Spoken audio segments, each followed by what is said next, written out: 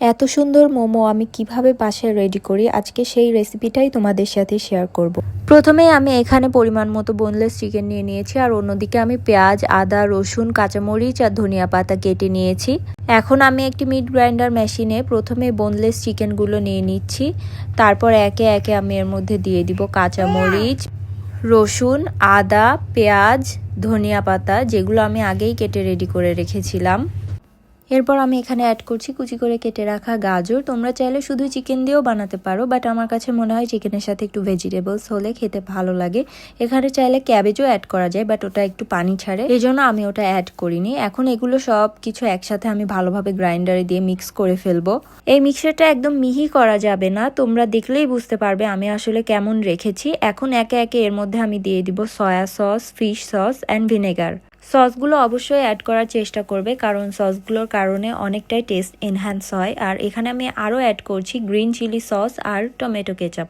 তারপর এখন এখানে লবণ দিয়ে দিয়েছি, আর দিয়ে দিয়েছি ভাজা জিরের গুঁড়ো, আর অ্যাড করছি সামান্য টেস্টিং সল্ট। তারপর এখানে দিয়ে দিচ্ছি সামান্য পরিমাণে চিনি। এখন হাতের সাহায্যে সব কিছু ভালোভাবে মেখে নিব। হাতের সাহায্যে ভালোভাবে মাখা হয়ে গেলে আমি একটি পাত্রে তেল নিয়ে নিব এবং এটা গরম হতে দিব। তেলটা যখন ভালোভাবে গরম হয়ে যাবে তখন এটা ওই মিক্সচারের মধ্যে ঢেলে দিব।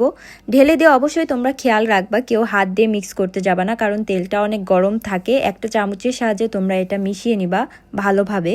আর এই যে এখন মোমোর স্টাফিংটা একদম রেডি হয়ে গেছে, এখন জাস্ট মোমো বানিয়ে ফেলতে হবে।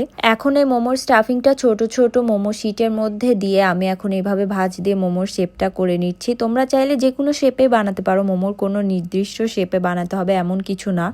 মোমো শিটের জন্য আমি যে ডোটা বানিয়েছি সেটা খুবই সিম্পল। এটাতে জাস্ট পানি, লবণ, আটা আর একটু তেল দিয়েছিলাম।